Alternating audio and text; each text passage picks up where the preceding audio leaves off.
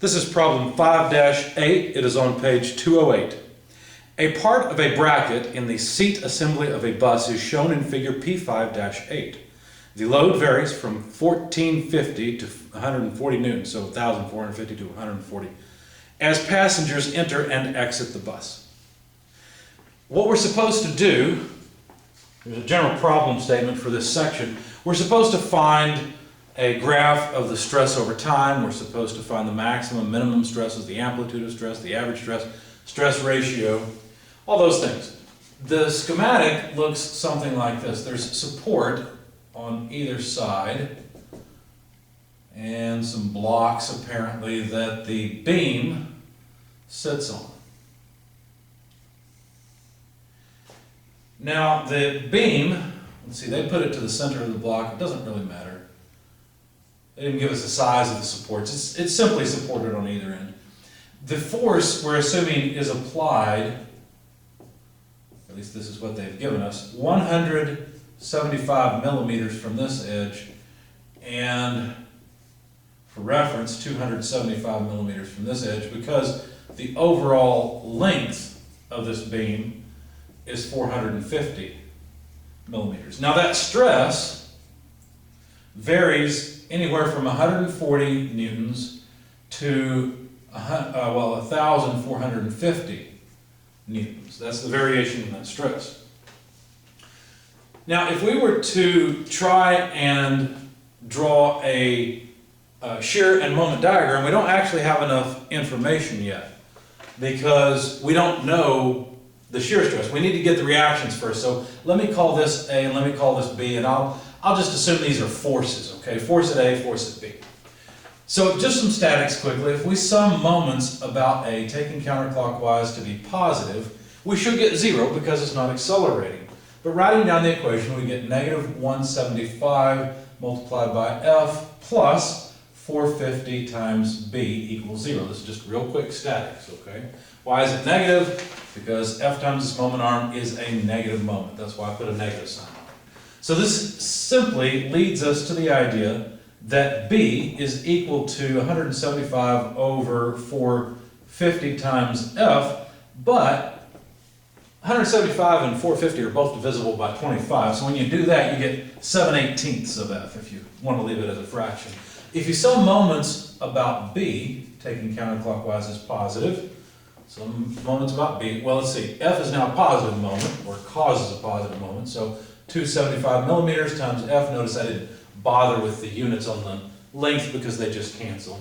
So 275 times F minus 450 times A equals 0. And from this we can find that A is 275 over 450 F. And again, both divisible by 25. This is 11, not pi, 11/18 of F. Okay? So that gives me the reaction. So now I should be able to create a shear, and this would be in, let's see, newtons, and moment diagram. Now the shear doesn't really matter what direction I take to be positive and negative, but I'll just go up when the force goes up. So at A, it's 11/18 of F. So I'll go up to 11/18 of F. Now notice I'm not plugging in F because there's two different values. So I'm going to carry this F through all of my calculations, and that should make my life easier later. Okay? I'll plug it in all in at once. And so then we have to move down by a distance of F. But notice that would take us 7/18 below the line, right? Which is perfect because the reaction would be a 7/18. So everything is working out nicely. Let's exaggerate this just a little bit.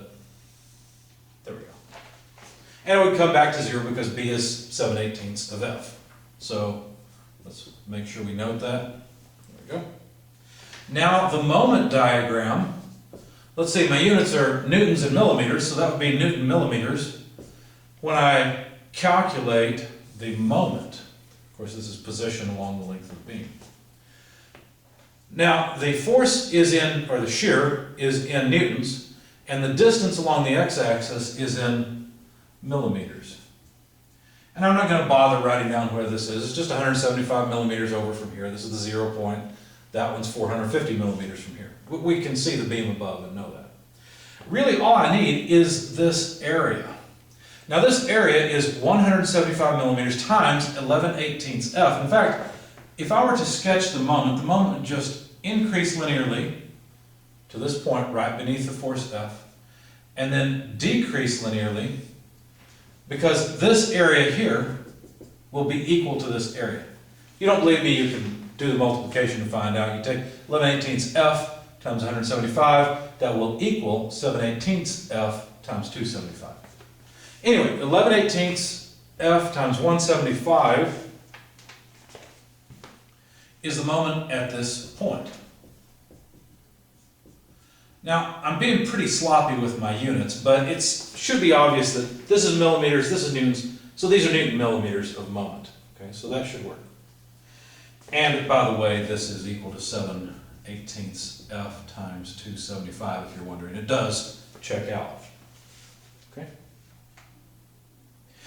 All right, but I'm not interested in moments and shears, I'm interested in stresses. So, what stresses are there? Well, there would be actually some shear and some bending moment.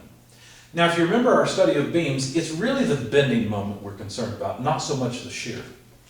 So what I'm going to do is just neglect the shear. The shear occurs out at the ends. That's usually where shear is of concern in beams, or well, I guess it'd be constant here. So it'd be on this side, but shear is not usually what causes beams to fail. So I'm just going to neglect this and only consider the bending moment. But the bending moment is positive negative MC over I. Now, why did I write positive negative? Well, because at the bottom of the beam, I would have a positive or tensile stress, and at the top, I'd have a compressive stress.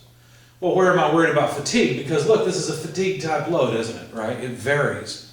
And so it's a fluctuating load, so somehow I have to figure out whether or not this beam is going to fail ultimately, but for now I'm just trying to get at the stresses.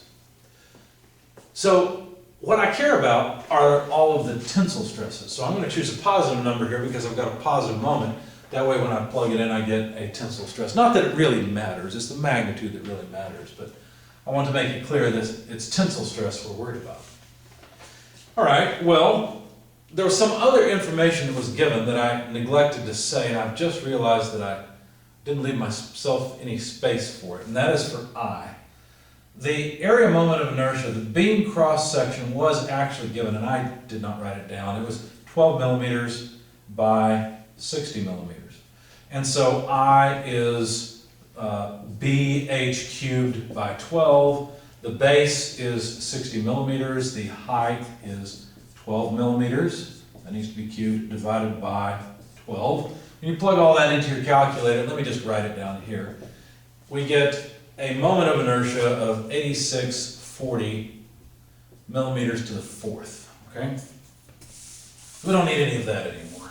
We just needed the area moment of inertia, and I neglected to tell you the cross-sectional properties of this beam. What I just drew there was basically a section view. And AA is not what I prefer because I'm using A as a force. So let me say this is section view CC, which I've, of course, now erased. So anyway, MC over I, I'll plug in the moment. It doesn't really matter which one. 11/18 F times 175 is just as valid as the other, so I'll use it. C, I shouldn't have erased my cross-section. We had 12 millimeters here and 60 here. C is the distance from the neutral axis to the outer fiber. Well, that's this distance down here. It's half the beam height, so it's 6 millimeters. Make sure I did that right. Yes, I did. Good.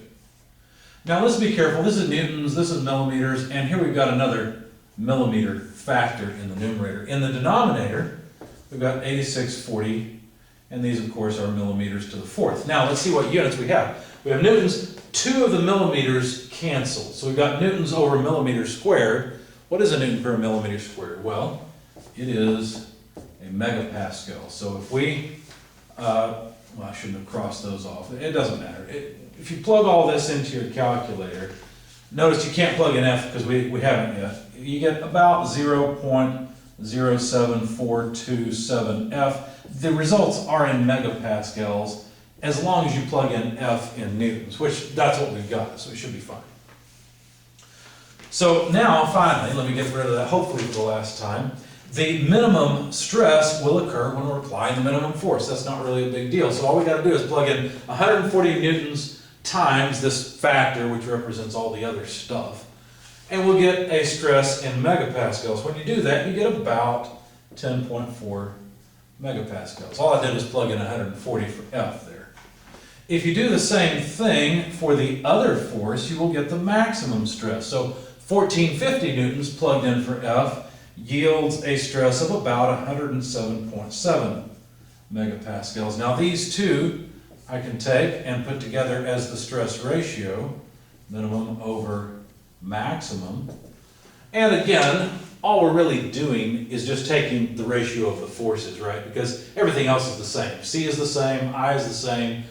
The moment factors to get the stresses are the same. So really we're just taking the ratio of 140 to 1450.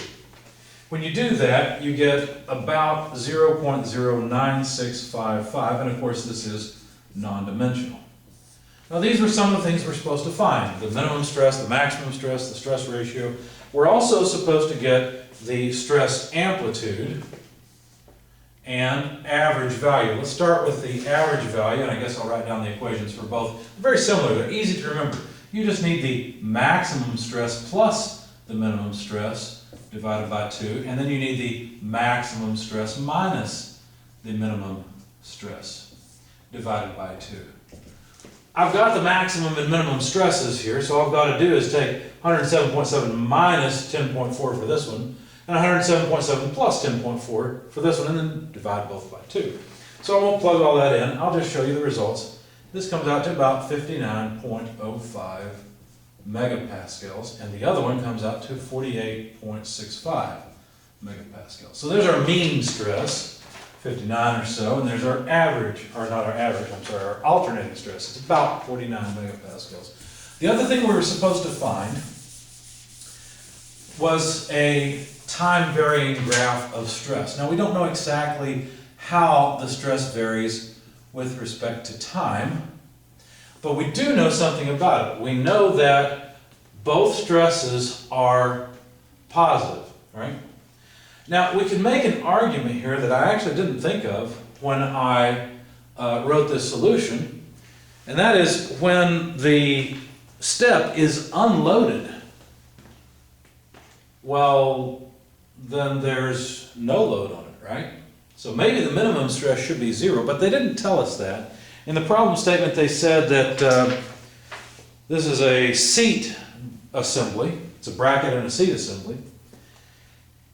And we're just told that the loads vary. The load varies between these two, well, the forces I've deleted now, or erased, 140 and 1450 newtons.